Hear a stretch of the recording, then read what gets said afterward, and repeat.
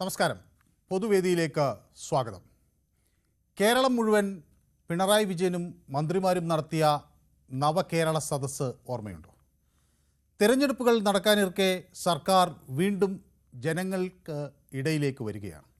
ഇത്തവണ വികസന സദസ്സ് എന്ന പേരിലാണ് പരിപാടികൾ സംഘടിപ്പിക്കുന്നത്. സംസ്ഥാനതല ഉദ്ഘാടനം അടുത്ത മാസം 20-ന് മുഖ്യമന്ത്രി നിർവഹിക്കും. വികസന സദസ്സിൽ വെച്ച് പ്രോഗ്രസ് റിപ്പോർട്ട് പ്രകാശനം ചെയ്യും. അതേസമയം ഇതിനെതിരെ രൂക്ഷ വിമർശനവുമായി പ്രതിപക്ഷം രംഗത്തെത്തിക്കഴിഞ്ഞു. ഭരണ പരാജയം മറയ്ക്കാനുള്ള നാടകമാണിത് എന്നാണ് കോൺഗ്രസിൻ്റെ ആരോപണം. മറ്റൊരു നവകേരള സദസ്സിന് പിണറായി വിജയനും സംഘവും ഒരുങ്ങുമ്പോൾ പൊതുവേദി ഈ വിഷയം ചർച്ച ചെയ്യുന്നു. വേണോ വീണ്ടും ഇങ്ങനെയൊരു സദസ്സ്? എല്ലാവർക്കും പൊതുവേദിയിലേക്ക് സ്വാഗതം.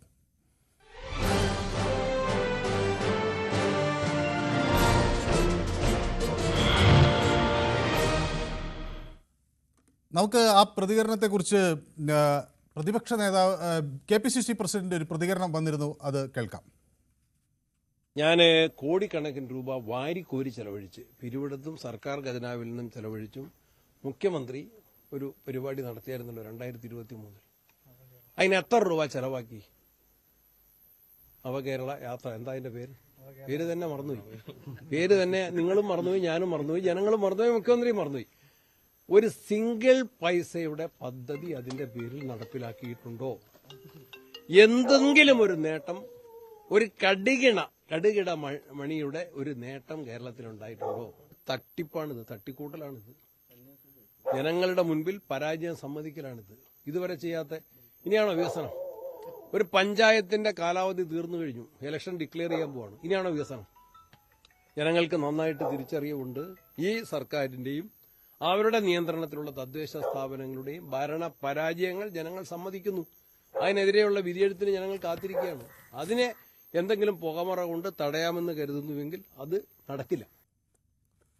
യെസ്, ഒരു പുകമറയാണ് സൃഷ്ടിക്കുന്നത് എന്നാണ് പ്രതിപക്ഷ നേതാവിൻ്റെ ആരോപണം. എന്നോടൊപ്പം ആദ്യം ചേർന്ന് ഉണ്ണികൃഷ്ണൻ പോത്തങ്കോട് നിന്നാണ്. ശ്രീ ഉണ്ണികൃഷ്ണൻ, അപ്പോൾ ഇത് ഒരു നവകേരള സദസ് 2.0 ആണ് എന്ന് വേണമെങ്കിൽ പറയാം.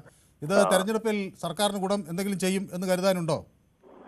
എത്രയോ ദിവസം കൂടിയാണെന്നറിയാം ഇന്ന് ഒരു ദിവസം കിട്ടിയത്. ഇത് നമ്മളെ ഇത് ബെല്ലടിക്കുന്നതല്ല, എടുക്കുന്ന പോലുമില്ല. നമ്മളെ കിടന്ന് കഷ്ടപ്പെട്ടെടുത്ത് വിളിച്ചിട്ട് പോലും എടുക്കുന്നില്ല കേട്ടോ. പക്ഷെ മറ്റുള്ളവർക്ക് കിട്ടുന്നുണ്ടല്ലോ. നമുക്ക് അതെ ഉണ്ണികൃഷ്ണൻ, ചില ദിവസങ്ങളിൽ ഇങ്ങനെ ടെലിഫോണൊക്കെ അല്ലേന്ന്, ഇതൊരു സാങ്കേതിക പ്രശ്നമല്ലേ? അങ്ങ് കുറച്ചുകൂടെ സഹിഷ്ണുതയോടുകൂടി പെരുമാറണമെന്നാണ് എനിക്ക് പറയാനുള്ളത്. സമയം അതിക്രമിക്കുന്നു വളരെ പെട്ടെന്ന്. ശരി, അങ്ങക്ക് പറയാനുണ്ടോ?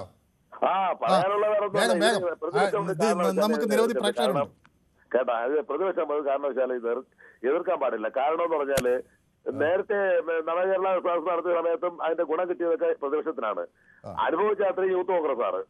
ഇപ്പോഴും ചെയ്യാനുള്ളത് പറഞ്ഞാൽ ഇത് പ്രഖ്യാപിക്കുന്നതിന് മുമ്പ് യൂത്ത് കോൺഗ്രസിന്റെ പ്രവർത്തകർക്ക് എല്ലാവർക്കും ഓരോ ഹെൽമറ്റും അതിന്റെ ബോഡി അവരെ സംരക്ഷിക്കാൻ വേണ്ടിയുള്ള സാധനങ്ങളും എത്രയും പെട്ടെന്ന് കരുതിക്കൊള്ളാൻ പറ.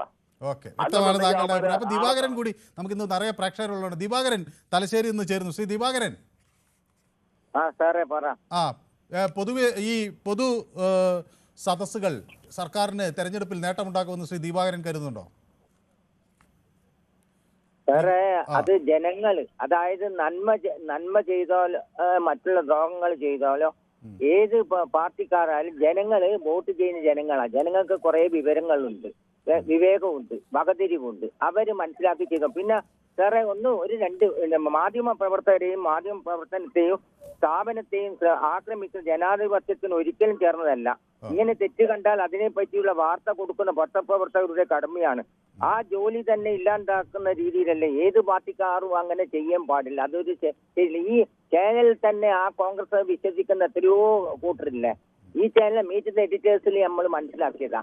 അപ്പോ അത് നമുക്കിന്ന് സമയമില്ല, നമുക്കത് പിന്നെ ഒരു ദിവസം ചർച്ച ചെയ്യാം. ഓക്കെ, എലിയാസ് എറണാകുളത്ത് നിന്ന് നമുക്കൊപ്പം ചേരുന്നു. എലിയാസിന്റെ ടെലിഫോണിൽ എന്തോ പ്രശ്നമുണ്ട് കേട്ടോ. 2-3 തവണ നമ്മൾ കണക്ട് ചെയ്യുന്നു, പക്ഷെ കട്ടായി പോയി കഴിഞ്ഞ ദിവസങ്ങളിൽ അല്ലേ? കേൾക്കാമോ? പക്ഷെ എനിക്ക് എന്തോ ഒരു കൺഫ്യൂഷൻ ഉണ്ട് അവിടെ നിന്ന്. ശ്രീ എലിയാസിന് എന്ത് തോന്നുന്നു, ഈ പുതിയ സദസ്സ് വരുമ്പോൾ പ്രോഗ്രസ് കാർഡിൽ എന്തുണ്ടാവും ശ്രീ എലിയാസ്?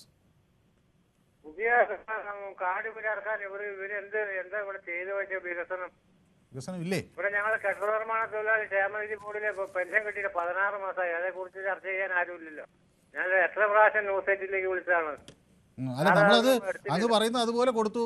തൊഴിലാളികളുടെ ക്ഷേമ പെൻഷനുകൾ കിട്ടുന്നില്ല എന്ന കാര്യം പറയുന്ന കാര്യം കൊടുത്തു. പക്ഷേ ഇതിപ്പോൾ എത്ര മാസമായി കിട്ടിയിട്ട്? എനിക്ക് തോന്നുന്നു അദ്ദേഹത്തിന് ടെലിഫോൺ ലൈനിൽ എന്തോ പ്രശ്നമുണ്ട്. ശ്രീ കൃഷ്ണൻകുട്ടി നമുക്കൊപ്പം ചേരുന്നത് നെന്മാറയിൽ നിന്നാണ്. ശ്രീ കൃഷ്ണൻകുട്ടി. ശ്രീ കൃഷ്ണൻകുട്ടിക്ക് എന്ത് തോന്നുന്നു? സർക്കാരിന്റെ നേട്ടമാകുമോ ജന രണ്ടാമത്തെ ഈ വികസന സദസ്സ്? സർക്കാരിന്റെ കോട്ടങ്ങള് നികത്താൻ വേണ്ടി ഓരോരോ പരിപാടികൾ കൊണ്ടുവരിക. അതായത് നവകേരള സദസ്സ് കൊണ്ട് ഒരു വേഷം കിട്ടുണ്ടായിരുന്നു, ആൾക്കാരെ തല്ലിച്ചതയ്ക്കലും ഒക്കെ ആയിട്ട്. ഇനിയിപ്പോ ഇത് എന്തൊക്കെ സംഭവിക്കുന്നു കണ്ടു തന്നെ അറിയണം. ശരി, വ്യക്തമാണ്. അപ്പോൾ സന്തോഷ് എന്നോടൊപ്പം ചേരുന്നു കാസർഗോഡ് നിന്ന്. സന്തോഷ്, രണ്ട് സന്തോഷമാരാണല്ലോ നമുക്കുള്ളത്. ഒന്ന് നമ്മുടെ വെള്ളരിക്കുണ്ടിലെ ഒരു സന്തോഷമുണ്ട്, അതുകൂടാതെ നമ്മുടെ ചെറുവത്തൂരിലെ സന്തോഷമുണ്ട്. ഇത് ഏത് സന്തോഷമാണ്? ചെറുവത്തൂരിലെ സന്തോഷമാണ്. അപ്പോൾ സന്തോഷിന്റെ ശബ്ദം കേട്ടാൽ എനിക്കറിയാം. പക്ഷേ സന്തോഷം കാണുമ്പോൾ ഏത് സന്തോഷമാണെന്ന് അറിയാത്തതുകൊണ്ട്. സന്തോഷം, എന്ത് തോന്നുന്നു? ഈ കാസർഗോഡ് നിന്നാണ് പല യാത്രകളും ഇങ്ങനെ തുടങ്ങുന്നത്. അപ്പൊ ആ 1,05,00,000 രൂപയുടെ ബസ് എവിടെ പോയി സാർ? ബസ് അല്ലേ? അത് മ്യൂസിയത്തിൽ, ബാലം പറഞ്ഞ പോലെ മ്യൂസിയത്തിൽ വെച്ചിരുന്ന് ഇന്ന് വീണ്ടും ഉപയോഗിക്കായിരുന്നു. ഈ വീണ്ടും അത് ചെലവാക്കണ്ടേ ആ സാമ്പത്തികം? ബസ്സിന്റെ കാര്യമൊക്കെ എല്ലാവരും മറന്നുപോയി. ഇനിയിപ്പോ നമ്മള് ബസ്സിന്റെ കാര്യം മറന്നു പോകുന്നല്ല, അതിനുശേഷം 10-65 ലക്ഷം രൂപ മുടക്കിയിട്ടാണ് അതിന്റെ ലാസ്റ്റ് ബാംഗ്ലൂർക്ക് ട്രിപ്പ് ആക്കിയത് കോഴിക്കോട് നിന്ന്. അവസാനം അതിന്റെ ഡോറ് വരെ ഇളകിപ്പോയി. ബാലം പറഞ്ഞ മ്യൂസിയത്തിൽ വെക്കാന്ന്. ഇവരെയൊക്കെയാണ് പിടിച്ചിപ്പോ മ്യൂസിയത്തിൽ കൊണ്ടുവെക്കേണ്ട അവസ്ഥ. എത്ര പെർസെന്റ് കൊടുക്കുന്നുണ്ട് സാറേ? എത്ര സ്കൂളിന്റെ ശരി, എന്തോ ടെലിഫോൺ ലൈനിൽ എന്തോ പ്രോബ്ലം ഉണ്ട്. നമുക്ക് വീണ്ടും സംസാരിക്കാം. സന്തോഷം, നമ്മൾ സ്ഥിരം പ്രേക്ഷകനാണല്ലോ. ഗൗതം കൂടി എന്നോടൊപ്പം ചേരുന്നത് കാസർഗോഡ് നിന്നാണ്. ഗൗതം കാഞ്ഞങ്ങാട് നിന്നാണോ വിളിക്കുന്നത്? കാസർഗോഡ് ടൗണിൽ നിന്ന് തന്നെ അല്ലേ? ശ്രീ ഗൗതം നമ്മുടെ പൊതുവേദിയുടെ സ്ഥിരം പ്രേക്ഷകനാണ്. എന്താണ് ഗൗതം ചെയ്യുന്നത്? തീർച്ചയായും ഇതുപോലത്തെ പദ്ധതി ഇനിയും വേണം തന്നെയാണ് പറയാനുള്ളത്. സർക്കാരിന്റെ വികസന കുതിപ്പിലേക്ക് പോകാനുള്ള ഒരു പദ്ധതി തന്നെയാണിത്. ആണ് വികസന സദസ്സ് അല്ലേ? തീർച്ചയായും വികസന കുതിപ്പിലേക്ക് നീക്കും എന്നാണ് പറയുന്നത്. പ്രോഗ്രസ് കാർഡ് കാണും, അപ്പോൾ അവിടെ ജനങ്ങൾക്ക് പറയാനുള്ളത് പറയും എന്നൊക്കെയാണ് അങ്ങ് വിചാരിക്കുന്നത് അല്ലേ? തീർച്ചയായും യെസ്, വ്യക്തമാണ്. അപ്പോൾ മൊയ്തീൻ കുഞ്ഞ് എന്നോടൊപ്പം ചേരുന്നത്. ശ്രീ മൊയ്തീൻ കുഞ്ഞ്, നമസ്കാരം മനു. നമസ്കാരം. 4 മാസത്തിന് ശേഷമാണ് നമ്മൾ കാണുന്നത് കേൾക്കുന്നത്. ശ്രീ 4 മാസം കഴിഞ്ഞ് ഞാൻ വിളിച്ചിട്ട് ചാനൽ ഇന്നാണ് നമുക്ക് കിട്ടുന്നത്. അപ്പൊ 4 മാസം അന്ന് ഈ സബ്സ്ക്രൈബർ തരുന്ന അവരോട് ചോദിച്ചാൽ അത് തരില്ലേ? ഇല്ല, എല്ലാം പറഞ്ഞതായിരുന്നു. പറഞ്ഞിട്ട് തന്നില്ല. നമുക്ക് വിഷയത്തിലോട്ട് വരാം. അപ്പം ഇപ്പൊ ഇനി സർക്കാർ ചെയ്യാൻ പോകുന്നതെന്ന് പറയുന്നത് സർക്കാരിന് നേട്ടമാണ്. സർക്കാരിനല്ല, സർക്കാരിനെ നയിക്കുന്ന ആളുകൾക്ക് നേട്ടത്തിന് വേണ്ടിയാ. കാരണം കോടികൾ ചെലവാക്കുക. ഇനി കഴിഞ്ഞ പ്രാവശ്യം ഈ നടത്തി ആർക്കെങ്കിലും 10 രൂപ കാശിന് പ്രയോജനം ആർക്കെങ്കിലും കിട്ടിയിട്ടുണ്ടോ? അരി കിട്ടിയതല്ലാതെ കണ്ട് ആർക്ക് എന്ത് കിട്ടി? ഒന്നും കിട്ടിയില്ല. ഇനിയും വീണ്ടും പ്രതിപക്ഷത്തിന് അടി കൊടുത്ത് ഒതുക്കാനുള്ള മാർഗവും കൊണ്ട് നടക്കുക ഇനി അടുത്തത്. ശരി, വ്യക്തമാണ് താങ്കളുടെ അഭിപ്രായം. അപ്പോൾ അരുന്ധതി കോലാമ്പറമ്പത്ത് എന്നോടൊപ്പം ചേർന്നുണ്ട്. ഹായ് മനു, നമസ്കാരം എന്ന് പറയുന്നുണ്ട്. ബാബു രാജൻ പറയുന്നു, വികസന സദസ്സ് രാഷ്ട്രീയ നാടകമാണോ എന്ന് കുറച്ച് മാസങ്ങൾ കഴിയുമ്പോൾ മനസ്സിലാകും എന്നാണ് അദ്ദേഹം പറയുന്നത്. ഓക്കെ, നമുക്ക് നോക്കാം. എനിക്ക് 3 റോസാ പുഷ്പങ്ങൾ അയച്ചു തന്നിട്ടുണ്ട്. അപ്പോൾ 3 റോസാ പുഷ്പങ്ങൾക്ക് വരാം. 4 റോസാ പുഷ്പങ്ങൾ ഞാൻ അങ്ങോട്ട് നൽകിയാണ്. സുബൈർ തൃശ്ശൂരും ചേരുന്നുണ്ട്. സുബൈർ നമ്മുടെ പൊതുവേദിയുടെ സ്ഥിരം പ്രേക്ഷകനാണ്. സുബൈർ സ്ഥലം എവിടെയാണെന്നാണ് പറഞ്ഞത്? തൃശ്ശൂർ കാട്ടൂർ. കാട്ടൂർ. അപ്പോൾ ഈ സുബൈറല്ലേ കഴിഞ്ഞ ദിവസം എന്നോട് പറഞ്ഞത് സുബൈറല്ലേ കഴിഞ്ഞ ദിവസം എന്നോട് പറഞ്ഞത് MLA പാലക്കാടേക്ക് പോകണം എന്നൊക്കെ? പോണം. അപ്പൊ ഇപ്പൊ എന്തോ അവരങ്ങനെ സുബൈർ പറഞ്ഞു കേട്ടിട്ടാണോ എന്ന് എനിക്ക് അറിയില്ല കേട്ടോ. ഇപ്പൊ അങ്ങനെ തീരുമാനിച്ചെന്നാ ഞാൻ മനസ്സിലാക്കുന്നത്. ഈ നവകേരള സദസ്സ് നടത്തി വന്നവര് നമ്മുടെ ഈ മനു നിങ്ങളുടെ പേര് മനു സാറല്ലേ? മനു സാറിന്റെ നികുതി പണം അവര് കൊണ്ട് അഴിഞ്ഞാടി ഇല്ലേ? എല്ലാ കാര്യങ്ങളും ശരിയാക്കും പറഞ്ഞ് ഞാൻ 4 അപേക്ഷ കൊടുത്തു. 4നും ഒരു റിപ്ലൈ ഇല്ല, ഒന്നുമില്ല. പിന്നെ നിന്നെ ജനങ്ങൾ ബുദ്ധിമുട്ടിക്കുന്ന നമ്മളെ കാശിട്ട് കളിക്കുന്നവര് വെറുതെ. ഇനിയിപ്പോ അടുത്ത ഈ വല വീശുമ്പോ അതിൽ മീൻ കിട്ടണ്ടേ? അതിനിട്ട് ഇനി ഇറങ്ങണവര് ഇറങ്ങണ നമ്മ ഒരു പൊട്ടന്മാര്. സുബൈർ 4 ഇത് കൊടുത്തു. പക്ഷേ 4 പരാതി കൊടുത്ത് ഒന്നിനും തീർപ്പായിട്ടില്ല. ചോദിച്ചപ്പോ എന്ത് പരാതി? അതവിടെ പോയി അന്വേഷിക്കാൻ. അത് ഞാൻ മുഖ്യമന്ത്രിക്ക് വീണ്ടും ആ സ്ലിപ്പില്ല, ഒരു സ്ലിപ്പ് തന്നിരുന്നവര് നവകേരളത്തിന്റെ. അത് വെച്ച് ഞാൻ ഒരു അക്ഷയിൽ പോയിട്ട് ഇത് രജിസ്റ്റർ ചെയ്ത് വിട്ട്. എന്നിട്ടും ഒരു റിപ്ലൈ ഇല്ല. ആ പിന്നെ എന്തിനു നടക്കണം? നമ്മളെ നികുതി പണം വെച്ച് ആടുന്നവര് ഇപ്പൊ കംപ്ലീറ്റ് കാര്യങ്ങൾ പുറത്തായില്ലേ സാറേ? കംപ്ലീറ്റ് കാര്യങ്ങൾ പുറത്തായില്ലേ? പിണറായി വിജയന്റെ ചാവർ സംഘമുണ്ട്, അവര് കംപ്ലീറ്റ് ഇടപെട്ടിട്ടുണ്ടെങ്കിൽ രാഹുൽ മാങ്കൂട്ടത്തിനെ ഒതുക്കേണ്ട ആവശ്യമാണ്. ആ കക്ഷി മാത്രം നിയമസഭയിൽ വിളിച്ചേ പിണറായി വിജയാന്ന് വിളിച്ച് സംസാരിച്ചത് ഷാഫി പറമ്പില്. അയാൾ ഒതുക്കേണ്ട ആവശ്യമുള്ളത്. അല്ലെ ഈ വയസ്സന്മാർക്കൊന്നും ചാൻസ് ഉണ്ടാവില്ല. അതുപോലത്തെ ബുദ്ധിമുട്ട് കോൺഗ്രസിനുണ്ട്. ശരിയാണ്, തോറ്റിക്കൂട്ടുണ്ട്. ശരി, വ്യക്തമാണ് ഏതായാലും താങ്കളുടെ അഭിപ്രായം. അപ്പോൾ നമ്മുടെ മുഹമ്മദ് മഞ്ചേരി നമുക്കൊപ്പം ചേരുന്നുണ്ട്, സ്ഥിരം പ്രേക്ഷകനാണ്. ശ്രീ മുഹമ്മദ് മഞ്ചേരി, 2023 നവംബർ 23 മുതൽ ഡിസംബർ 23 വരെ കേരളം വലിയൊരു യാത്രയ്ക്ക് സാക്ഷ്യം വഹിച്ചു. മനോഹരമായ ബസ്സിൽ മന്ത്രിമാർ മുഖ്യമന്ത്രിക്കൊപ്പം എല്ലാ 140 മണ്ഡലങ്ങളിലും പോയി അവിടെയൊക്കെ കാര്യങ്ങൾ പറഞ്ഞു എന്നാണ് അവർ അവകാശപ്പെടുന്നത്. പക്ഷേ തെരഞ്ഞെടുപ്പിൻ്റെ ഫലം അത്ര അനുകൂലമായോ എന്ന് എനിക്കറിയില്ല. ശ്രീ മുഹമ്മദ് മഞ്ചേരിക്ക് എന്ത് തോന്നുന്നു? ഇത് തെരഞ്ഞെടുപ്പിന് മുന്നോടിയായി ഇങ്ങനെ യാത്ര വന്നാൽ ഈ തെരഞ്ഞെടുപ്പിൽ അതിൻ്റെ ഫലം കിട്ടുമോ? ഹാപ്പി ഓണം സാറേ. ഹാപ്പി ഓണം. നമസ്കാരമുണ്ട്. പിന്നെ ഇത് പറയാനെന്ന് അനുഭവിക്കണം. ഇപ്പൊ മുമ്പത്തെ ഒരാളും പറഞ്ഞു, അതിന്റെ ഇടയ്ക്കുള്ള ഒരാളും പറഞ്ഞു ഇത് തട്ടിപ്പാണ് പറഞ്ഞു. എന്നാ നിങ്ങൾക്ക് ഒരു വർത്താനം കേൾക്കണോ? ഇതൊന്നും നടത്താതെ തന്നെ ഇനിയും അധികാരത്തിൽ വരും. ഇവർക്ക് ഇനിയും ഇതേപോലെ വല്ല എന്താണ് ഷാഫിമാരോ പറമ്പിൽക്കാരോ അതല്ലെങ്കിൽ മറ്റുള്ളവരോ ഒക്കെ ആയിട്ട് ഓൽക്കും നടക്കാം. ഇനിയും അധികാരത്തിൽ വരും. ആ മന്ത്രി കുപ്പായൊക്കെ കുഞ്ഞച്ചതൊക്കെ ഓല് ഇനി അവിടെ വെച്ചാൽ മതി. അത് നോക്കാം. ഓക്കെ, അപ്പൊ അങ്ങ് പറയുന്നത് വീണ്ടും സർക്കാർ അധികാരത്തിൽ വരുന്നു. ശ്രീമതി ജയ എന്നോടൊപ്പം ചേരുന്നു, കൊല്ലത്ത് നിന്നാണ്. ശ്രീമതി ജയ, അപ്പോൾ ഒരു നവകേരള സദസ്സ് 2.0 ആണ് വേണമെങ്കിൽ ഈ വികസന സദസ്സ് എന്ന് പറയാം. അപ്പോൾ പ്രോഗ്രസ് റിപ്പോർട്ട് ഉണ്ടാവും, മുഖ്യമന്ത്രി സംസ്ഥാനതല ഉദ്ഘാടനം നിർവഹിക്കും, തദ്ദേശ സ്വയംഭരണ സ്ഥാപനങ്ങളാണ് നടത്തിപ്പുകാർ, അവർക്ക് കുറച്ച് സാമ്പത്തിക പ്രയാസമൊക്കെ ഉണ്ടാവും, പണം അവർ തന്നെ കണ്ടെത്തണം. ഇതൊക്കെ സർക്കാരിൻ്റെ പ്രതിച്ഛായ കൂട്ടുമോ അതോ എന്ത് സംഭവിക്കുമെന്നാണ് ശ്രീമതി ജയ കരുതുന്നത്? നമസ്കാരം മനു. നമസ്കാരം മനു, ഇത് ഭയങ്കര രാഷ്ട്രീയ നാടകം തന്നെയാണ് മനു. ഇവിടെ എന്തോ വികസനം നടന്നെന്നാ പറയുന്നത്. എത്ര വർഷത്തിന് മുമ്പേ കറണ്ടിന്റെ ഒരു മീറ്റർ കൊണ്ടുവച്ചതിന് ഇപ്പോഴും അവര് ചാർജ് വാങ്ങിച്ചോണ്ടിരിക്കുക അതിന്റെ. അതൊക്കെ എന്തൊരു വികസനമാണ്. പിന്നെ 100-200 ദിവസമായിട്ട് കുറച്ച് പെണ്ണുങ്ങളാ സെക്രട്ടേറിയറ്റിന്റെ നടക്കി കിടക്കുന്നത്. അവർക്ക് എന്തെങ്കിലും ഒരു ഇത് കിട്ടിയോ? അതുപോലെ ഇലക്ട്രിസിറ്റി ബോർഡിന്റെ കെടുകാര്യസ്ഥത കൊണ്ട് എത്ര പേര് മരിച്ചു. ഇന്ന് ഒരു 5 വയസ്സുള്ള ഒരു കുഞ്ഞു മരിച്ചു. ഇതൊക്കെയാണോ വികസനം? ആരോഗ്യ വകുപ്പ് തൊടുന്നിടത്തെല്ലാം കുഴപ്പം. എന്തോ വികസനമാ മനു? എനിക്ക് മനസ്സിലാവാത്തത് കൊണ്ട് ഞാൻ ചോദിക്കാം. ഒരു വികസനവും ഇല്ല. ഇതൊക്കെ ഭയങ്കര രാഷ്ട്രീയ നാടകം തന്നെയാണ് മനു. ശരി, ഓക്കെ, വ്യക്തമാണ്. അപ്പോൾ നമ്മളോടൊപ്പം ചെന്നൈയിൽ നിന്ന് ശ്രീ പ്രേമൻ ചേരുന്നുണ്ട്. ശ്രീ പ്രേമൻ കുറേ ദിവസങ്ങളായി പൊതുവേദിയിൽ വിളിച്ചിട്ട് അല്ലേ? അതെ അതെ. എന്ത് പറ്റി, തിരക്കിലായി പോയോ? ഇത് തിരക്കല്ല, ഞാൻ ഭക്ഷണം കഴിക്കുന്ന വരുന്ന സമയം 4 മണി. ആ സമയത്ത് ചില ടൈമില് കുറച്ച് ലേറ്റ് ആയതിന്റെ വിളിക്കാൻ പറ്റില്ല. അതുകൊണ്ട് ഇത് കാണലുണ്ട്, എല്ലാ ദിവസവും കാണും. പക്ഷെ ഊണ് കഴിക്കുമ്പോ അതിലേക്ക് ശ്രദ്ധ സമയത്ത് ആയതുകൊണ്ട് കുറച്ച് ഇത് കണ്ട് അങ്ങനെ പോയിട്ട് കുറച്ച് റെസ്റ്റ് എടുക്കും. അപ്പൊ ഇന്ന് എന്താ ഊണ്, കറിയൊക്കെ എന്താണ്? ഊണ് കഴിച്ച് വെജിറ്റബിളാ. വെജിറ്റേറിയൻ ആണോ അതോ ഇന്ന് വെജിറ്റേറിയൻ ആക്കിയതാണോ? അല്ലല്ല, പൊതുവിൽ വെജിറ്റേറിയൻ തന്നെയാണ് കഴിക്കല്. ഇപ്പം ഒരു മാസത്തിൽ ഒരു പ്രാവശ്യമല്ലേ നോൺ വെജ് കഴിക്കാറുള്ളൂ. വെജിറ്റേറിയൻ. അപ്പൊ അങ്ങനെയാണ്. പിന്നെ അപ്പൊ ഇവിടുത്തെ ഇതൊക്കെ അറിയുന്നുണ്ടോ ശ്രീ പ്രേമൻ? അവിടെ ഇരുന്ന് അറിയുന്നുണ്ടോ? എല്ലാം അറിയുന്നില്ലേ, നമ്മള് മലയാളിയല്ലേ. മലയാളികളുള്ള സ്ഥലങ്ങളിൽ എല്ലാ വാർത്തകളും അതുപോലെ എല്ലാ ന്യൂസും അറിയുന്നില്ലേ. അപ്പൊ ഈ തദ്ദേശ തെരഞ്ഞെടുപ്പിന്റെ മുന്നോടിയായി സർക്കാർ നടത്തുന്ന ഈ പദ്ധതിയെ അവിടെ നമ്മുടെ ചെന്നൈ മലയാളികളൊക്കെ എങ്ങനെയാണ് പറയുന്നത്? ഈ സർക്കാരിനോട് അവർക്ക് സന്തോഷമാണോ?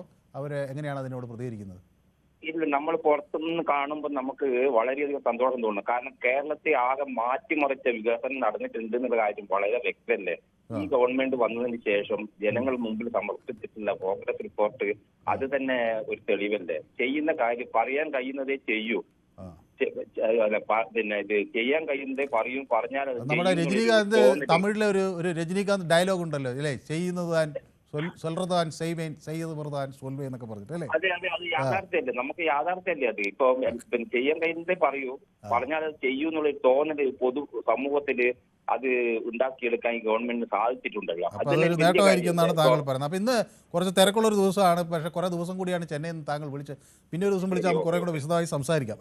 അപ്പോൾ ശ്രീ വിജയൻ കൊല്ലത്ത് നിന്നാണ് ചേരുന്നത്. ശ്രീ വിജയൻ, നമുക്കിന്ന് ധാരാളം പ്രേക്ഷകർ നമുക്കൊപ്പം ഉള്ളതുകൊണ്ടാണ് വളരെ ചുരുങ്ങിയ വാക്കുകളിൽ ഈ സദസ്സ് ജില്ലാ പഞ്ചായത്ത് പ്രസിഡന്റ് അംഗങ്ങൾ, ബ്ലോക്ക് പഞ്ചായത്ത് പ്രസിഡന്റ് അംഗങ്ങൾ, മറ്റ് ജനപ്രതിനിധികൾ, വികസന പ്രവർത്തനങ്ങൾ പങ്കാളികളാകുന്നവർ, വിശിഷ്ട വ്യക്തികൾ, സമൂഹത്തിലെ വിവിധ മേഖലകളിൽ മികച്ച പ്രകടനം വെച്ച വ്യക്തികൾ എന്നിവരെയൊക്കെ പങ്കെടുപ്പിച്ചുകൊണ്ടുള്ള ഒരു പരിപാടിയാണ്.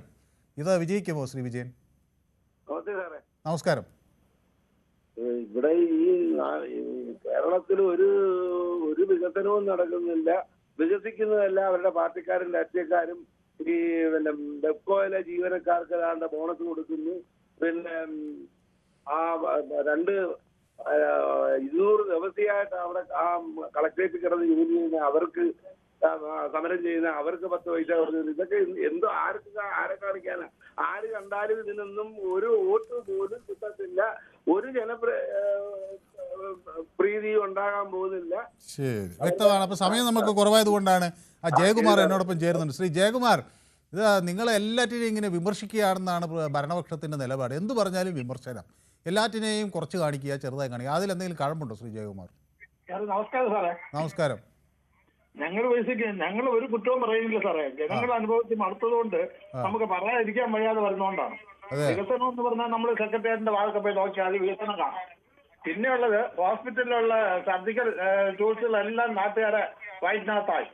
ഹോസ്പിറ്റലുകള്, സ്കൂളുകള്, റോഡുകള് ഇതെല്ലാമാണ് വികസിച്ചിപ്പോ വെള്ളം കൊണ്ടുപോയത്. ഇനി പോണ പോക്കിലൊരു കടമ്പെട്ട് അത്ര തന്നെ. നേതാക്കന്മാരെല്ലാം വികസിച്ചു, ജനങ്ങളെല്ലാം പട്ടിണിയിലായി. പിന്നെ ഈ ഇത് കൊടുക്കുന്ന കാര്യത്തെ പറ്റി പറയട്ടെ. ക്ഷേമനിധി പണ്ട് കൊടുത്തതിനെക്കാട്ടിലും കൂടുതൽ സെസ് ഒന്നും പറഞ്ഞ് നമ്മളെ ഈടാക്കി അതുവരെ വെട്ടി തിന്നിട്ടാണ് ഈ ക്ഷേമനിധി കൊടുക്കണമെന്ന് പറയുന്നത്. ഇത്രയേ ഉള്ളൂ സാറേ. ശരി, വ്യക്തമാണ്. അപ്പൊ നോക്കട്ടെ, നമുക്കിന്ന് ധാരാളം പ്രേക്ഷകരുള്ളതുകൊണ്ടാണ് ചന്ദ്രൻ നായർ എന്നോടൊപ്പം ചേരുന്ന തിരുവനന്തപുരത്ത്. ചന്ദ്രൻ നായർ, അപ്പോൾ ഉത്തരവൊക്കെ ഇന്നലെ പുറത്തിറങ്ങി.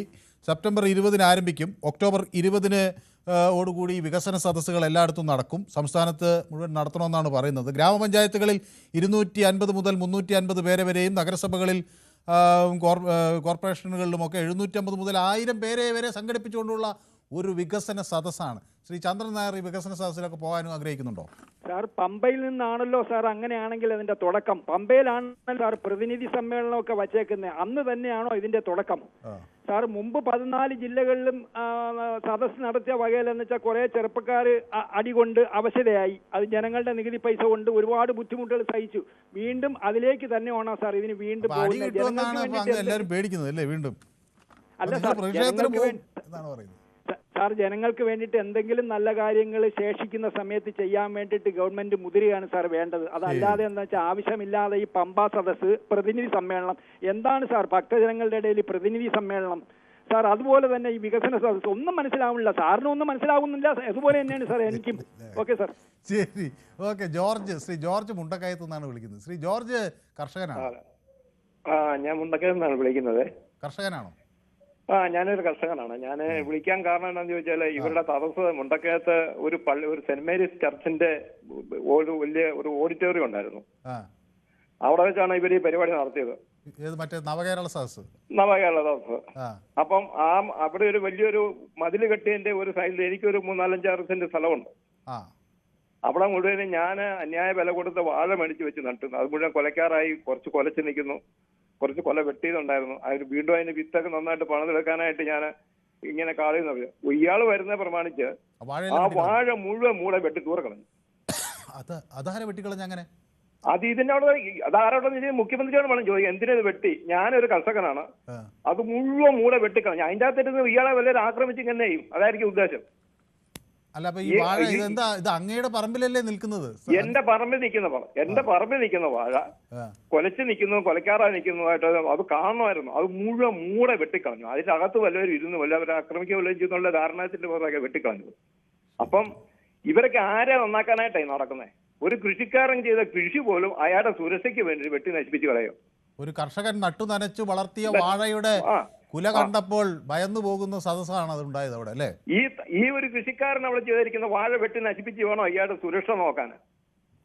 ഇവനൊക്കെയാണോ കർഷകനെ നന്നാക്കാനായിട്ട് നടക്കുന്നത്? പാവപ്പെട്ടവനെ നന്നാക്കാനാണ് പറഞ്ഞ് നടക്കുന്നത്. അല്ല, പക്ഷെ അത് ഈ മുഖ്യമന്ത്രിക്ക് അറിയാമോ? അത് അവിടെയുള്ള ആളുകൾ രാജാവിനേക്കാൾ രാജഭക്തിയുള്ള ആരെങ്കിലും വന്ന് വെട്ടിയതാണോ? ഇത് മുഖ്യമന്ത്രിക്ക് ഇതിനകത്ത് ശരിക്കും പറഞ്ഞാൽ മുഖ്യമന്ത്രി വരുന്ന പ്രമാണിച്ച് അതിന് നിയോഗിക്കപ്പെട്ടിരിക്കുന്ന ഉത്തരവാദപ്പെട്ട ആൾക്കാർ തന്നെ അത് വെട്ടിക്കളഞ്ഞിരിക്കുന്നത്.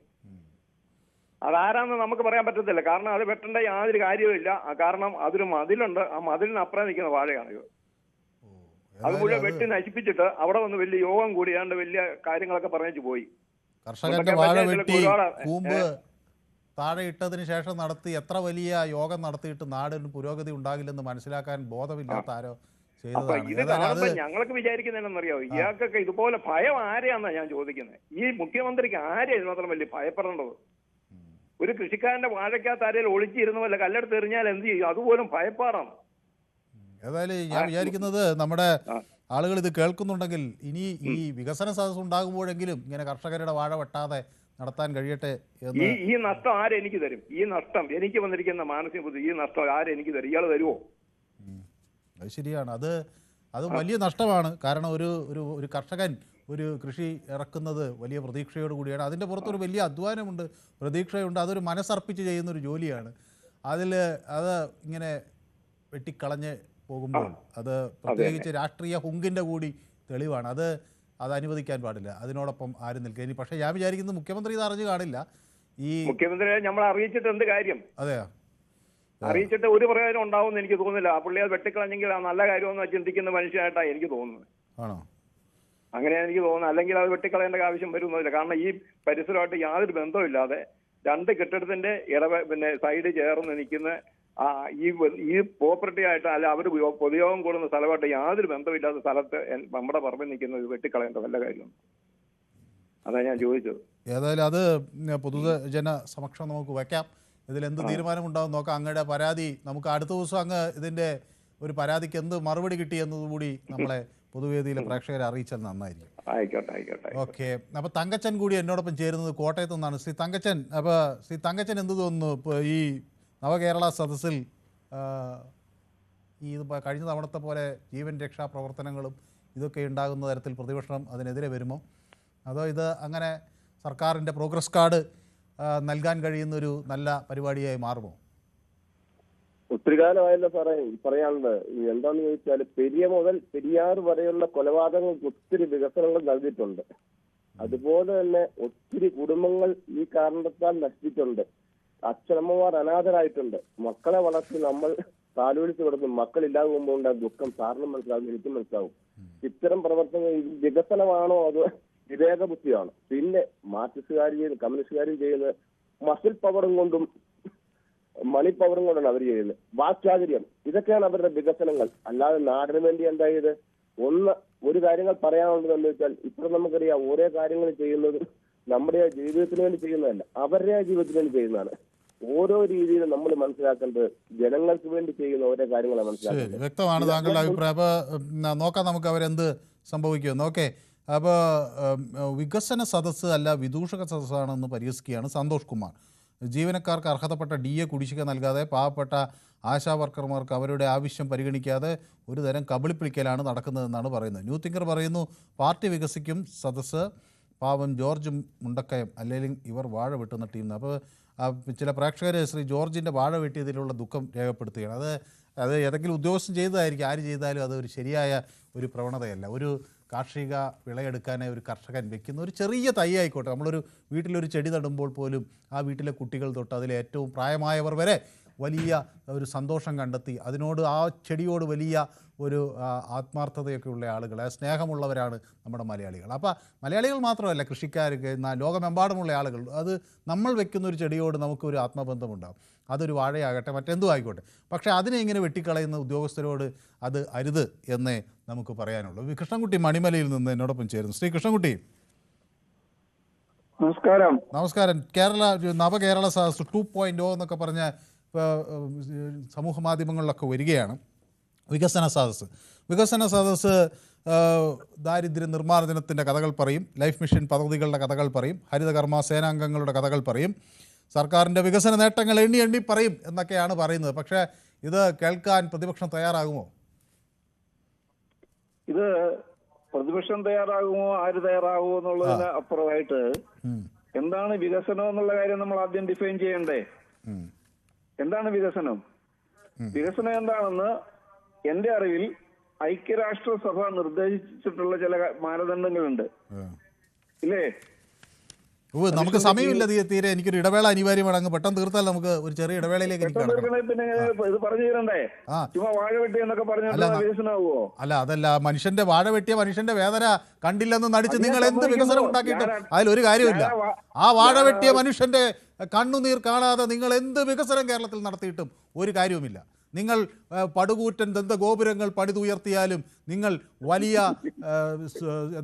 വിശ്രമ കേന്ദ്രങ്ങൾ പണിതുയർത്തിയാലും ആ വാഴ വെട്ടിയവൻ്റെ കണ്ണീർ ഈ കേരളത്തിൻ്റെ മണ്ണിലുണ്ടാകും. അത് മുഖ്യമന്ത്രി ചെയ്തൊന്നും ഞാൻ പറയുന്നില്ല, പക്ഷെ ആര് ചെയ്താലും.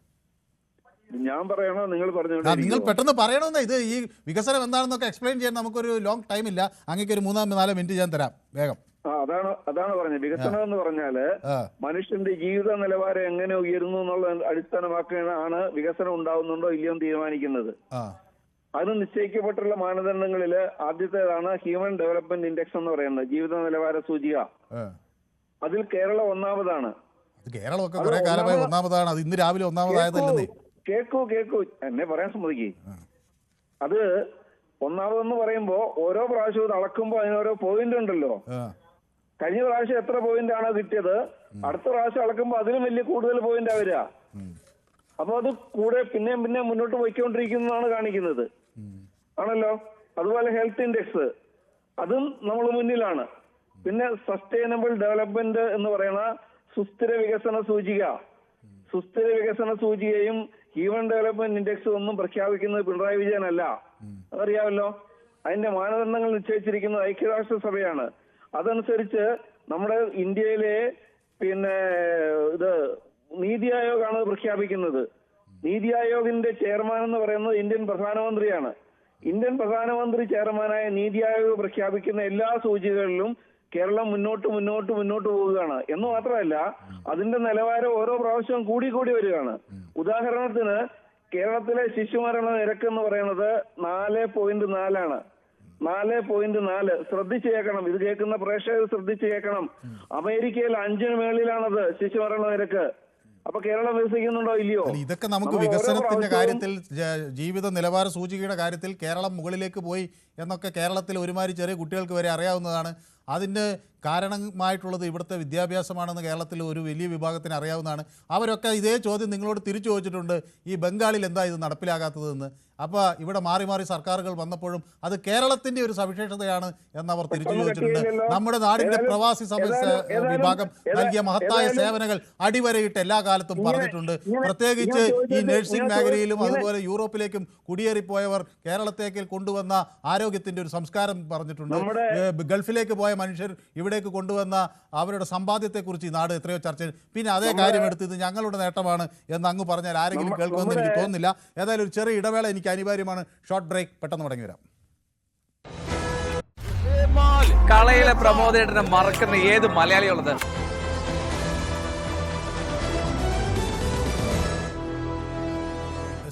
നമ്മുടെ പൊതുവേദി തുടരുകയാണ്. അപ്പോൾ ന്യൂ തിങ്കർ പറയുന്നു പാർട്ടി വികസിക്കും, അതാണ് മാത്രമേ കാര്യം. നമസ്കാരം മനു, സുഖമാണോ എന്ന് പറയുന്നു. കുറച്ച് വൈകിയതിൽ ജോയിൻ ചെയ്യാൻ വൈകി എന്ന് ഷിജു എന്നോട് പറയാം. നെറ്റ് പ്രോബ്ലം ഉണ്ടെന്നാണ് പറയുന്നത്. അപ്പോൾ പ്രവീൺ ചേച്ചിയെ കാണണമെന്ന് അതിയായ ആഗ്രഹം ഷിജു പ്രകടിപ്പിക്കുന്നത്. അപ്പോൾ നമ്മുടെ പ്രൊഡ്യൂസറാണ് പ്രവീണെ ഒരു ദിവസം പൊതുവേദിയുടെ സ്ക്രീനിലേക്ക് കൊണ്ടുവരണം എന്ന് ഷിജു തുടർച്ചയായി ആവശ്യപ്പെടുന്നുണ്ട്, മറ്റു പലരും ആവശ്യപ്പെടുന്നുണ്ട്. പക്ഷേ നമുക്കൊരു ദിവസം പ്രവീണെ ഈ സ്ക്രീനിൽ കാണിക്കേണ്ടതാണ്. ഓക്കെ. അപ്പോൾ ജയകുമാർ പറയുന്നു വികസനത്തിന് സതീഷിനും കോൺഗ്രസിന് ഫുൾ സപ്പോർട്ട്. വികസനത്തിന് സതീഷിനും കോൺഗ്രസിനും ഫുൾ സപ്പോർട്ടാണ്. കൊള്ളയടിച്ച് കോടീശ്വരനാകുന്ന സഖാക്കന്മാരെയാണ് ജനക്കൂട്ടവും കോൺഗ്രസും എതിർക്കുന്നത് എന്ന് ജയകുമാർ പറയുന്നു. ബീബാപ്പള്ളിയും വെട്ടുകാടും പള്ളിയും ഓരോരോ വികസന സദസ്സ് നടത്തുക എന്നാണ് പ്രമോദ് നാണു പറയുന്നത്. എൻ്റെ കഥാപ്രസംഗം പോലെയുണ്ടെന്നാണ്. സാംബശിവനെ പോലെ എനിക്ക് വളരെ ഇഷ്ടപ്പെട്ട ആളാണ് കേട്ടോ. സാംബശിവനെ പോലെയുള്ളൊരു കഥാപ്രസംഗമാണ് എൻ്റെ എന്നാണ് പറയുന്നത്. അത് ഷിജുവിൻ്റെ അത് എന്നെ വിമർശിച്ചതാണോ സ്നേഹിച്ചതാണോ എന്ന് എനിക്കറിയില്ല. പക്ഷേ എന്നെ സംബന്ധിച്ചിടത്തോളം സാംബശിവൻ കേരളത്തിൻ്റെ മൈതാനങ്ങളെ ത്രസിപ്പിച്ച ഒരു കലാകാരനായിരുന്നു. അദ്ദേഹത്തിനെക്കുറിച്ചുള്ള നല്ല ഓർമ്മകൾ ഈ നാട് എന്നും സൂക്ഷിക്കും എന്നാണ് എനിക്ക് പറയാനുള്ളത്. അപ്പോൾ പ്രൊഫസർ ശ്യാമശിവനെ പോലെയാണെന്നാണ് പറയുന്നത്. ഓക്കെ. അപ്പോൾ കിഷോർ കോന്നിയിൽ നിന്ന് ചേർന്നിട്ട് എനിക്ക് 2 റോസാ ഹൃദയങ്ങൾ അയച്ചു തന്നിട്ടുണ്ട്. ആ റോസാ ഹൃദയങ്ങൾ ഞാൻ വാങ്ങിവെക്കുന്നു. ബാബുരാജ് എന്നോടൊപ്പം ചേർന്നു. വികസനം എന്താണെന്ന് പറഞ്ഞു കൊടുത്തത് സൂപ്പറായി എന്ന് പറയുന്നു. ഓക്കെ, അപ്പോൾ ശരി, സന്തോഷം. ബാബുരാജൻ എനിക്ക് പിന്തുണ അർപ്പിച്ചിട്ടുണ്ട്. ഓക്കെ, മണിമലയുടെ ക്ലാസ് കൊണ്ടൊന്നും പാവങ്ങളുടെ വയറ് നിറയില്ല എന്ന് ജയകുമാർ പറയുന്നു. ഓക്കെ, മനു പ്രസംഗിച്ച് സമയം തീർത്തു, മണിമലയ്ക്ക് സമയം കൊടുത്തു എന്നാണ്. അത് ഞാൻ പ്രസംഗിച്ച് സമയം തീർത്തല്ല, ഇത് കേരളത്തിൻ്റെ സൂചികയും വികസനത്തിൻ്റെ കാര്യമൊക്കെ എത്രയോ കാലങ്ങളായി ആളുകൾ പറയുന്നതാണ്. ആ പറയുന്നതിനോട് പ്രതിപക്ഷം ചോദിക്കുന്ന മറുചോദ്യമാണ് എന്തുകൊണ്ടത് ബംഗാളിൽ ത്രിപുരയിൽ ഉണ്ടായില്ല എന്ന്. അതിനാണ് നമ്മൾ ഇനി മറുപടി പറയുന്നത്. അല്ലാതെ ഇവിടുത്തെ പ്രവാസി ലോകത്തിൻ്റെ സംഭാവന, ഇവിടുത്തെ നഴ്സിംഗ് മേഖലയുടെ സംഭാവന, ഇതൊക്കെ ഈ നാടിന് അറിയാത്ത മറ്റു വല്ല കാര്യമാണ്. ഓക്കെ, അപ്പോൾ ഞാനിപ്പോൾ ഇടതുപക്ഷം ഒന്നും ചെയ്തില്ലെന്നല്ല പറയുന്നത്. വിദ്യാഭ്യാസ മേഖലയ്ക്കും ആരോഗ്യ മേഖലയ്ക്കും വലിയ സംഭാവന അവരുടെ സർക്കാരുകൾ ചെയ്തിട്ടുണ്ട്, ഇല്ലെന്ന് ഞാൻ പറയുന്നില്ല. ഓക്കെ, അപ്പോൾ അതുകൊണ്ടാണ് സമയം. ഓക്കെ, അപ്പോൾ നമ്മുടെ കൃഷ്ണൻകുട്ടി മണിമേലിക്ക് സമയം കൊടുത്തിട്ട് അവസാനം അദ്ദേഹത്തെ എന്നോട് ഇത് വേണ്ടിയിരുന്നില്ല എന്ന് എന്നോട് ജയകുമാർ പറയുന്നു. ബ്ലൈറ്റി ഡേയ്സ് ചേർന്നിട്ടുണ്ട്. അപ്പോൾ ബ്ലൈറ്റി ഡേയ്സ് ഹരിയാണ്. ഹരി നമ്മുടെ UK-ലാണ്. UK-ലെ ഇപ്പം നാട്ടിൽ വന്നു എന്നൊക്കെ എന്നോട് പറഞ്ഞു. നമസ്കാരം മനു, കനത്ത ഗതാഗത കുരുക്കിൽപ്പെട്ട് ജനം നട്ടം തിരിയുന്നു. വികസനത്തെക്കുറിച്ച് ചർച്ച നടക്കട്ടെ, ഇങ്ങനെയൊക്കെ മതിയോ എന്ന് ജനം തീരുമാനിക്കട്ടെ എന്നാണ്. അപ്പോൾ ഹരി കഴിഞ്ഞ ദിവസം നാട്ടിൽ വന്നെന്ന് എന്നോട് പറഞ്ഞു. UK-ലെ ആരോഗ്യരംഗത്ത് പ്രവർത്തിക്കുന്ന ഒരാളാണ്. അപ്പോൾ നമ്മുടെ ഒരു സ്ഥിരം പ്രേക്ഷകനുമാണ്. അപ്പോൾ ഹരി എന്തായാലും UK-യോട് താരതമ്യം ചെയ്യുമ്പോൾ നമ്മുടെ കേരളം കുറച്ച് പുറകിലായിരിക്കും, എന്നാലും മാറും ഹരി, നമ്മുടെ ഈ സാഹചര്യമൊക്കെ മാറും. പക്ഷേ ഈ ഗതാഗത കുരുക്ക് ഒരു വലിയ പ്രതിസന്ധി തന്നെ. ഞാൻ കഴിഞ്ഞിടയ്ക്ക് ഒന്ന് എറണാകുളം വരെ പോകേണ്ട ഒരു സാഹചര്യം വന്നു. ഗതാഗത കുരുക്കെന്ന് പറഞ്ഞാൽ ഇത് വലിയ പ്രതിസന്ധിയാണ്. എല്ലായിടത്തും ഗതാഗത കുരുക്ക്, അതിനപ്പുറത്തേക്ക് അതിനേക്കാൾ ഗതാഗത കുരുക്കെന്നാണ് ഇപ്പം മനസ്സിലാകുന്നത്.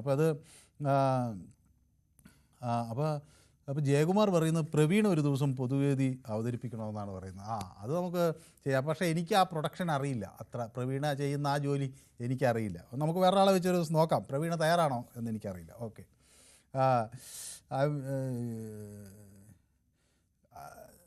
അപ്പോൾ ഷിജു പറയുന്നത് എന്നെ സാംബശിവനെന്ന് പറഞ്ഞതിൽ പരിഹസിച്ചതല്ല, അത് അനുമോദിച്ച് പറഞ്ഞാണെന്നാണ്. Okay, thank you. അപ്പോൾ നാരായണൻ തൃക്കരിപ്പൂരിൽ നിന്ന് എന്നോട് ചേരുന്നുണ്ട്. ശ്രീ നാരായണൻ. ഹലോ. അങ്ങ് തൃക്കരിപ്പൂരിൽ നിന്നാണ് വിളിക്കുന്നത് അല്ലേ? അതെ അതെ. ശ്രീ നാരായണൻ, നമ്മുടെ തൃക്കരിപ്പൂരിൽ നമുക്ക് ധാരാളം പ്രേക്ഷകരുണ്ടെന്ന് അറിയതിൽ സന്തോഷം. അവിടുന്ന് സന്തോഷവും ഒക്കെ നമുക്ക് അപ്പം ചേരുന്നുണ്ട്. അപ്പോൾ ശ്രീ നാരായണൻ എന്ത് തോന്നുന്നു, ഈ എല്ലാ സദസ്സുകളും അവിടുന്നൊക്കെ അങ്ങനെ തുടങ്ങിയൊക്കെയാണ് വരുന്നത്. അപ്പോൾ വലിയ ജാഥകൾ യോഗങ്ങളൊക്കെ ഇനി തെരഞ്ഞെടുപ്പിനോടനുബന്ധിച്ച് അവിടെ നിന്ന് വരും കാസർഗോഡ് നിന്ന് അല്ലേ? തട്ടിപ്പിന്റെ ഒരു പദ്ധതിയായി മാറും ഇത്. കേൾക്കുന്നില്ല. നവകേരളം ബസ് എവിടെ പോയി? എനിക്ക് തോന്നുന്നു അങ്ങനെ ടെലിഫോൺ ലൈനിൽ എന്തോ പ്രശ്നമുണ്ട്. രാജൻ എന്നോടൊപ്പം ചേരുന്നു, കൊല്ലത്തുനിന്നാണ്. ശ്രീ രാജൻ. മനസ്സാറേ, എനിക്ക് 2 മിനിറ്റ് തരണേ, പെട്ടെന്ന് കട്ട് ചെയ്യരുത്. കഴിഞ്ഞ ദിവസത്തെ പോലെ പറഞ്ഞു കേട്ടോ. ഈ തിരുവഞ്ചൂർ രാധാകൃഷ്ണൻ പിന്നെ കോട്ടയത്ത് ഒരു വികസനം നടത്തിയായിരുന്നു. സ്കൈവാക്ക് 5 കോടി 38 ലക്ഷം രൂപ മുടക്കി ഒരു സ്കൈവാക്ക് ഉണ്ടാക്കി. അത് 6 വർഷം കഴിഞ്ഞപ്പോൾ അത് തുരുമ്പിച്ച്, മഴയൊക്കെ പെയ്ത് തുരുമ്പിച്ച് ആകെ നാശമായി താഴെ വീണു. അതാണ് നല്ലൊരു വികസനം നമ്മുടെ നാട്ടിൽ ആകെപ്പാടെ നടന്നത്. പിന്നെ അമ്മയും മോനും കൂടെ നാട്ടുകാർ പിരിച്ചുണ്ടാക്കിയ കാശ് കൊണ്ട് നാഷണൽ ഹെറാൾഡ് വാങ്ങിച്ചു. ആ സ്ഥലമെല്ലാം കൂടെ വിറ്റ് 780 കോടി രൂപ പുറത്തെ രാജ്യത്ത് കൊണ്ടിട്ടു. അതിന്റെ കേസ് ഇപ്പം നടക്കുന്നു. അത് നല്ലൊരു വികസനമാണ്. പിന്നെ അതുകൂടാതെ നമ്മുടെ റോബർട്ട് വധേര 5000 കോടിയുടെ സ്ഥലം പിന്നെ ഹരിയാനയിലും പഞ്ചാബിലും വാങ്ങിച്ചു.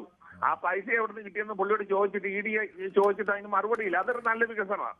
പിന്നെ എനിക്ക് ലാസ്റ്റിൽ ചോദിക്കാനുള്ള ചോദ്യം, നമ്മുടെ ഏഷ്യാനെറ്റിലെ സിന്ധു സൂര്യകുമാർ എവിടെ പോയി? എന്ത് പറ്റി? ആ ചവർ സ്റ്റോറി എല്ലാ ശനിയാഴ്ച അവതരിപ്പിച്ചുകൊണ്ടിരുന്ന ആ സ്ത്രീക്ക് എന്തോ പറ്റിയെന്നൊന്ന് തിരക്കണം. എനിക്ക് അവരെ അത്ര അറിയാമെന്നല്ലാതെ അതിനെ കവിഞ്ഞൊരു പരിചയമില്ല. അങ്ങ് അവിടുത്തെ ഓഫീസിൽ നിന്ന് വിളിച്ചു ചോദിച്ചാൽ അവരവിടെ ഉണ്ടാകാനാണ് സാധ്യത. എന്തായാലും അങ്ങനെ ഭയന്നു പോകുന്ന ഒരാളാണ് സിന്ധു സൂര്യകുമാർ എന്ന് ഞാൻ അങ്ങനെ പെട്ടെന്ന് വിശ്വസിക്കില്ല.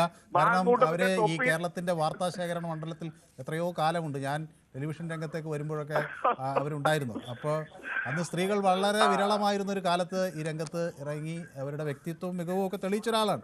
അപ്പോൾ ഞാൻ അവരങ്ങനെ പോകാൻ സാധ്യതയില്ല. നോക്കാം നമുക്ക്. ശരി. അപ്പോൾ ജയകുമാർ പറയുന്നു. ഓക്കെ, ശരി. അപ്പോൾ ഷാജി ഭാസ്കർ പറയുന്നു ബംഗാളിൽ നിന്ന് CPM പോയിട്ട് കുറേ കാലമായല്ലോ, അപ്പോൾ ഇതുവരെ അവിടെ ഒന്നും പരിഹരിച്ചില്ലേ എന്നാണ് അദ്ദേഹം ചോദിക്കുന്നത്.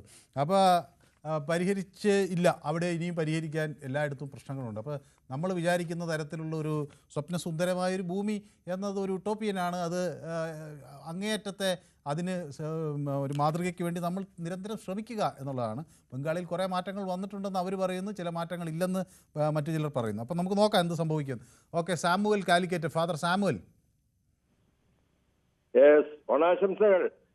ഫാദർ സാമുവലിനും എൻ്റെ ആശംസകൾ, ഓണാശംസകൾ. അപ്പോൾ വെക്കേഷനൊക്കെ ആഘോഷിക്കാനായി ആളുകളൊക്കെ തുടങ്ങിക്കഴിഞ്ഞു. അപ്പോൾ ഫാദർ സാമുവൽ ഒരു ആഘോഷത്തിൻ്റെ മൂഡിലാണെന്ന് തോന്നുന്നു അല്ലേ?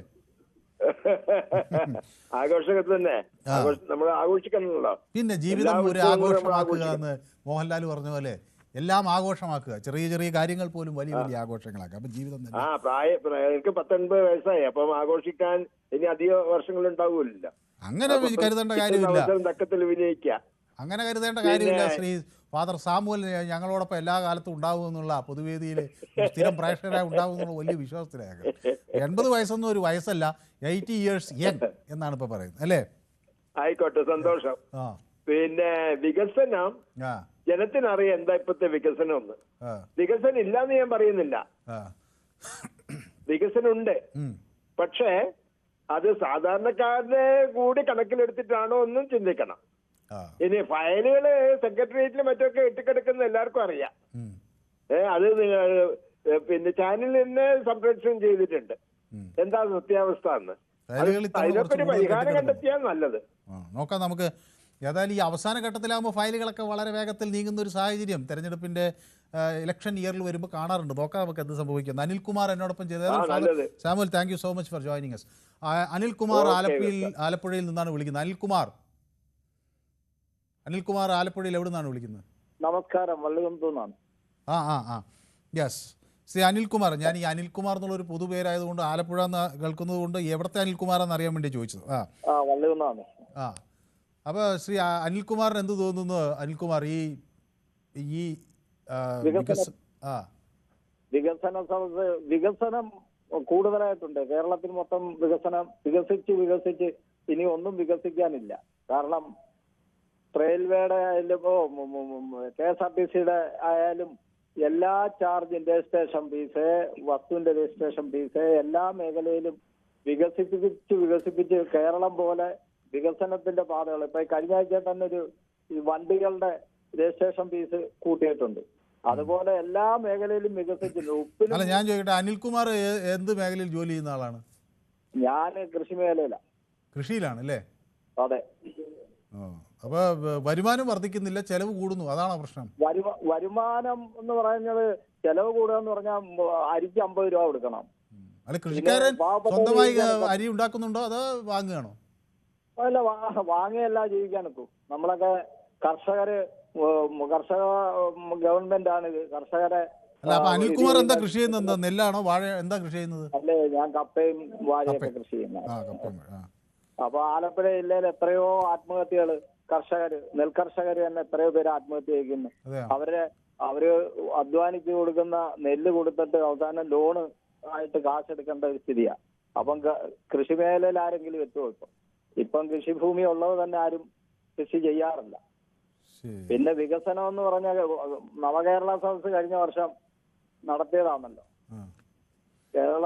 നവകേരള സദസ് നമ്മൾ കണ്ടതാ. കുറച്ച് തിന്നു മുടിച്ച് അവര് ടൂറിൽ പോകാനായിട്ട് ഒരു വണ്ടി, 1,05 ലക്ഷം രൂപയുടെ ഒരു വണ്ടി എടുത്തു. അപ്പൊ ആ വണ്ടി എവിടാന്ന് പോലും ആളുകൾക്ക് അറിഞ്ഞു. അപ്പൊ വ്യക്തമാണ്. കൂടുതൽ പ്രേക്ഷകർ കാത്തു നിൽക്കുന്നതുകൊണ്ടാണ് നമുക്ക് ഒരു ദിവസം അനിൽകുമാർ വിശദമായി സംസാരിക്കാം. അപ്പോൾ ഷാജി ഭാസ്കരൻ പറയുന്നു, ഭരണം പോയിട്ട് അന്നത്തെ ഒരു നേതാവും ജയിലിലേക്ക് പോയിട്ടില്ല എന്ന് ഒക്കെ പറയുന്നുണ്ട്. അപ്പോൾ വത്സലൻ എൻ പിള്ളை പറയുന്നത്, കേരളത്തിൽ ജീവിക്കാൻ പറ്റാത്തത് കൊണ്ട് കേരള ജനങ്ങൾ ഇന്ത്യയിലെ മറ്റു സംസ്ഥാനങ്ങളിലും വിദേശത്തും പോലും ജോലി ചെയ്ത് കേരളത്തിലേക്ക് അയക്കുന്ന രൂപ കൊണ്ടാണ് കേരളം ഒന്നാമതായത് എന്ന് വത്സലൻ പിള്ളை എന്നോട് പറയുന്നു. എനിക്ക് ഗ്ലാഡിയേറ്റർ പറയുന്നു, മുഹമ്മദ് റിയാസിനെ മുഖ്യമന്ത്രിയാക്കും, ഇനിയും പലതും ശരിയാക്കും എന്നൊക്കെ പരിഹസിക്കുന്നുണ്ട്. ഓക്കെ, അപ്പോൾ മണി എന്നോടൊപ്പം ചേരുന്നത് കൊല്ലത്തു നിന്നാണ്. ശ്രീ മണി, കൊല്ലത്ത് എവിടെ നിന്നാണ് വിളിക്കുന്നത്? ശ്രീ മണി, കേൾക്കാമോ? യെസ്.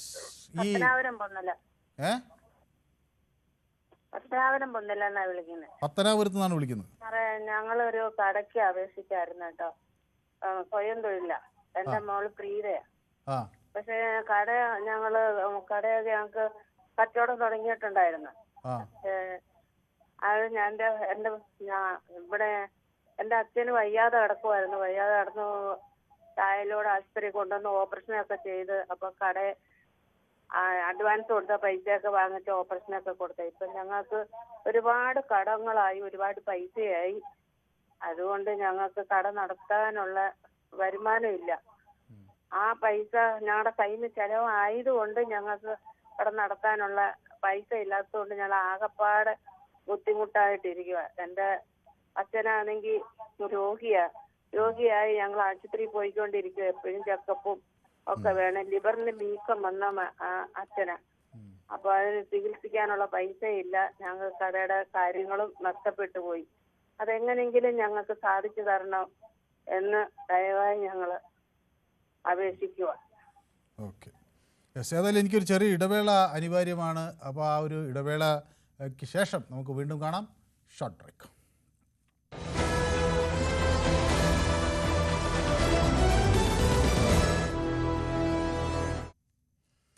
യെസ്, അപ്പോൾ പൊതുവേദി തുടരുകയാണ്. സുരേഷാണ് എന്നോടൊപ്പം ചേരുന്നത് ആലപ്പുഴയിൽ നിന്ന്. സുരേഷിന് ടെലിഫോൺ ലൈനിൽ എന്തോ പ്രശ്നമുണ്ടോ? യെസ്, അപ്പോൾ ദീപു എന്നോടൊപ്പം ഉണ്ട് തിരുവനന്തപുരത്ത് നിന്ന്. ദീപു, അപ്പോൾ വികസന സദസ്സിൽ വെച്ച് ഒരു പ്രോഗ്രസ് റിപ്പോർട്ട് പ്രകാശനം ചെയ്യും. ഒരു കണക്കിന് സർക്കാർ എന്ത് ചെയ്തു എന്ന് ജനങ്ങളെ അറിയിക്കേണ്ട ഒരു ഉത്തരവാദിത്വം സർക്കാരിനുണ്ട്. വീഡിയോ പ്രസൻറ്റേഷൻ അവതരിപ്പിക്കും. അപ്പോൾ അതൊക്കെ കൊണ്ട് സർക്കാരിൻ്റെ പ്രവർത്തനങ്ങൾ ജനങ്ങളിലെത്തിക്കുക എന്നതാണ് ഉദ്ദേശിക്കുന്നത്. പക്ഷേ ഇവിടെ പ്രതിപക്ഷത്തിൻ്റെ വലിയ തോതിലുള്ള പ്രതികരണം ആദ്യഘട്ടത്തിൽ തന്നെ വന്നു തുടങ്ങിയിരിക്കുന്നു. ഇത് എങ്ങനെ പര്യവസാനിക്കുമെന്നാണ് ദീപു കരുതുന്നത്? അല്ല മനു, ഇതിനകത്തൊരു കാര്യം, നമ്മൾ കേരളത്തിന്റെ വികസന സദസ്സിനെ കുറിച്ച് ചോദിച്ചപ്പോഴാണ് ബംഗാളിലേക്ക് മനു പോയത്. അല്ലല്ല, അങ്ങനെയല്ല, അങ്ങനെ മാറ്റിയൊന്നും പറയണ്ട. അതായത് കേരളത്തിൽ വികസനമുണ്ടായി എന്നത് ഒരു നേരത്തെ ഉള്ള ഒരു ചർച്ചാ വിഷയമാണ്. അത് കേരളത്തിൽ ഹ്യൂമൻ ഡെവലപ്മെൻറ്റ് ഇൻഡെക്സ് വലുതാണ്, ഉയരത്തിലാണ്, നല്ല മാതൃകയാണ് എന്നൊക്കെ പറഞ്ഞിട്ടുള്ള ചർച്ചകൾ എല്ലാ കാലഘട്ടത്തിലും ഉണ്ടായിട്ടുണ്ട്. അതിങ്ങനെ ആവർത്തിച്ചുകൊണ്ടിരിക്കേണ്ട കാര്യമില്ല. അതിന് അന്ന് പ്രതിപക്ഷമായിട്ടുള്ള ആളുകൾ നൽകിയ ബദൽ അങ്ങനെയാണെങ്കിൽ എന്തുകൊണ്ട് ബംഗാളിൽ ഉണ്ടായില്ല എന്നൊരു ചോദ്യമുണ്ട്. അപ്പോൾ അത് മാത്രമല്ല, ഇവിടെ മറ്റു പല ഫാക്ടേഴ്സും കൂടി അതിനോട് സഹകരിച്ചത് കൊണ്ടാണ് ഈ മാറ്റമുണ്ടായത് എന്നത് ഏറെക്കുറെ നമ്മളെല്ലാം ചർച്ച ചെയ്ത് ഉറപ്പിച്ചൊരു കാര്യം. പിന്നെ അതിൻ്റെ തർക്കത്തിലേക്ക് ആദ്യം പോകേണ്ട കാര്യമില്ല, ഞാനത് പറഞ്ഞതേ ഉള്ളൂ. അല്ല, അതെന്താ വെച്ചാലേ, ഇപ്പൊ നമ്മൾ ഹ്യൂമൻ ഡെവലപ്മെന്റ് ഇങ്ങനെ പറഞ്ഞുകൊണ്ടിരിക്കേണ്ടെന്ന് പറഞ്ഞാൽ അതൊരു ചെറിയ കാര്യമല്ല മനു. ചെറിയ കാര്യമല്ല, അത് പക്ഷേ ഒരു കൂട്ടായ മാറ്റത്തിലൂടെ ഉണ്ടായതാണ്. ക്രിസ്ത്യൻ മിഷണറികളുടെ പങ്ക് എത്ര വലുതാണെന്ന് അറിയാമോ അതിൽ? ഈ കേരളത്തിന്റെ ഹ്യൂമൻ ഡെവലപ്മെന്റ് ഇൻഡെക്സ് മാറുന്നതിൽ ക്രിസ്ത്യൻ മിഷണറികൾ നടത്തിയ സംഭാവന വലുതാണ്. ഏറ്റവും വലിയ സംഭാവന പ്രവാസികളാണ്. ദ്വീപ് ഉൾപ്പെടെയുള്ള പ്രവാസികൾ നടത്തിയതാണ് ഏറ്റവും വലിയ സംഭാവന. മറ്റൊരു സംസ്ഥാനത്തിനും അവകാശപ്പെടാൻ കഴിയാത്തത്ര തരത്തിൽ മലയാളി പ്രവാസിയായി. പണ്ടൊരു അടൽ ബിഹാരി വാജ്പേയി പറഞ്ഞൊരു കാര്യം ഓർമ്മയില്ല, ചന്ദ്രനിൽ ചെല്ലുമ്പോൾ അവിടെ ഒരു മലയാളിയുടെ വ്യവസായ സംരംഭം ഉണ്ടാകും, ചായക്കട എന്നാണ് അത്, അവിടെ ഉണ്ടാകും, മലയാളി ഇല്ലാത്തൊരു നാടില്ലെന്ന്. അങ്ങനെ പോയതാണ്, അങ്ങനെ പോയി അയച്ച പണമാണ് ഇവിടെ വന്നത്. മനു, ഞാൻ പറയട്ടെ, അതായത് മനു ബംഗാളിൽ നേരെ പ്രവാസിയിലോട്ട്, അതായത് ഞാൻ ഈ പ്രവാസികളായ ഞാൻ അടക്കമുള്ള ആൾക്കാർ ഇവിടുന്ന് സർക്കാർ ഏർപ്പെടുത്തിയ വിദ്യാഭ്യാസം നേടിയിട്ടാണ് പോയത്. ഒരു ബേസ് ഉണ്ട്. ആ ബേസ് ഈ നാട്ടിൽ നിന്നാണ് ഉണ്ടാകുന്നത്, അല്ലാതെ ഒന്നുമില്ലാതെ അവിടെ പോയിട്ട് എന്തെങ്കിലും ഉണ്ടാക്കുന്നതല്ല. അപ്പൊ അതിന് ഈ നാട്ടിലെ ജനങ്ങളും ഈ സർക്കാരും ഒക്കെ പങ്കുവഹിച്ചിട്ടുണ്ടല്ലോ. അതുകൊണ്ടല്ലേ പോകുന്നത്. അത് പറഞ്ഞത് ശരിയാണ്. ഇവിടെ വിദ്യാഭ്യാസം എന്നത് നമ്മൾ കൊടുത്തതാണ്. പക്ഷെ അതിനുള്ള വലിയൊരു ഫോക്കസ് കൊണ്ടുവന്നത് മിഷണറികളായിരുന്നു. അല്ല, അതിനെ മുന്നോട്ട് കൊണ്ടുപോകുന്നത് എങ്ങനെയാണ് മനു? ഈ അടുത്താണ് സർക്കാർ സ്കൂളുകളുടെ സാഹചര്യം മാറിയിട്ട്, ഈ ദീപുവിന് അറിയാലോ, സർക്കാർ സ്കൂളിന്റെ സാഹചര്യം മാറിയിട്ട് എത്രയായി. ദീപു PMGയിലല്ലേ പഠിച്ചത്? അവിടെ PMGയുടെ ഇന്നത്തെ സാഹചര്യം എന്താ? അന്നത്തെ PMG പോലെ അല്ല ഇന്നത്തെ PMG. അത് ഈ അടുത്ത മാറിയതെന്നാ ഞാൻ പറഞ്ഞത്.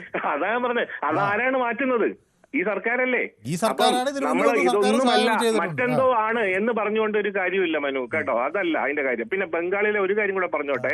77 കമ്മ്യൂണിസ്റ്റ് പാർട്ടി അധികാരത്തിൽ വരുമ്പോൾ 47 തൊട്ട് 77 വരെ ഭരിച്ച കോൺഗ്രസ്, അവിടെ 57% ഈ പറയുന്ന പോവർട്ടി ലൈന്. 57%. അന്ന് ഇന്ത്യയുടെ പോവർട്ടി ലൈൻ എന്ന് പറഞ്ഞാൽ 48%. ഇവര് പോകുന്ന സമയത്ത് ഏകദേശം 24% ആക്കി. ഭൂപരിഷ്കരണം നടപ്പാക്കി. അതുകൊണ്ടാണ് കർഷകരുടെ നിന്ന് ഭൂമി വാങ്ങിക്കാൻ വേണ്ടി ഓരോരുത്തരടുത്ത് ഏർപ്പെട്ട് അവിടെ ഒരു കലാപം ഉണ്ടാവാനും നോക്കിയത്. അതല്ലാതെ നേരെ ഗുജറാത്തിൽ പോയിട്ട് അവിടെ 4 ജന്മിമാരുടെ നിന്ന് കുറെ സ്ഥലം വാങ്ങിക്കലായിരുന്നില്ല ചെയ്തത്. അതുകൊണ്ട് പ്രശ്നമുണ്ടായി. അത് നിൽക്കട്ടെ. ഇനി ഈ വികസന സദസ്സ് എന്ന് പറഞ്ഞ് എല്ലാ പഞ്ചായത്തിലും സർക്കാർ മുന്നോട്ട് വെക്കുന്നു. വിമർശിക്കുക, അതിനകത്ത് വിമർശിക്കാം. പ്രോഗ്രസ് കാർഡ് വെക്കുന്നു, ഞങ്ങളുടെ പഞ്ചായത്തിൽ ഇത്ര ഉണ്ടായിട്ടില്ല, ഇത് തെറ്റാണ്. ഇങ്ങനത്തെ കാര്യങ്ങളിൽ വികസന ഒരു പിന്നെ സംസാരത്തിനല്ലേ സർക്കാർ വരുന്നത്, അല്ലാതെ കുറെ കള്ളം പറഞ്ഞുകൊണ്ട് പുകയടിച്ചുകൊണ്ടും എന്തെങ്കിലും മൻ കി ബാത്ത് നടത്തിയിട്ടും അല്ലല്ലോ. ഇവിടെ നിങ്ങളുടെ മുന്നിലേക്ക് വരികയാണ്. നിങ്ങൾക്ക് എതിർത്ത് പറയാം, നിങ്ങൾക്ക് പറയാം ഞങ്ങളുടെ പഞ്ചായത്തിൽ ഇത്ര വന്നിട്ടില്ല, ഇത് വന്നിട്ടില്ല, അത് വന്നിട്ടില്ല എന്ന് പറയാം. ആരോഗ്യ മേഖലയിൽ ഇങ്ങനത്തെ പ്രശ്നങ്ങളില്ല, ഞങ്ങളുടെ സ്കൂളുകളിൽ നവീകരിച്ചില്ല. PK ബഷീർ എന്ന് പറയുന്ന ഒരു MLA ഉണ്ട്, ഏറ്റവും വൃത്തികേടായിട്ട് ഈ സർക്കാരിനെ വിമർശിക്കുന്നതാണ് ഭാഷ കൊണ്ടുപോലും. അയാൾ പോലും എന്താ പറഞ്ഞ കിഫ്ബി പദ്ധതി ആകാശ കുസുമമാണെന്ന് പറഞ്ഞിട്ട് അയാളുടെ നാട്ടിൽ എത്ര കിഫ്ബി പദ്ധതികൾ വന്നു ഇല്ലേ? അപ്പൊ ഇതെല്ലാം ഉണ്ട്. ഞാൻ പറഞ്ഞത് എല്ലാം തികഞ്ഞ് എല്ലാം നേടിയൊരു സർക്കാരൊന്നും അല്ല. ഒരുപാട് പ്രശ്നങ്ങളുണ്ട്. പ്രശ്നങ്ങൾ മാറ്റിയെടുക്കണം. കേന്ദ്ര സർക്കാർ നടത്തുന്ന എന്താ ചൂരൽമല മുണ്ടക്കൈ ദുരന്തത്തിന് എന്ത് പൈസ ഇവര് തന്നത്? എന്തെങ്കിലും തന്നോ?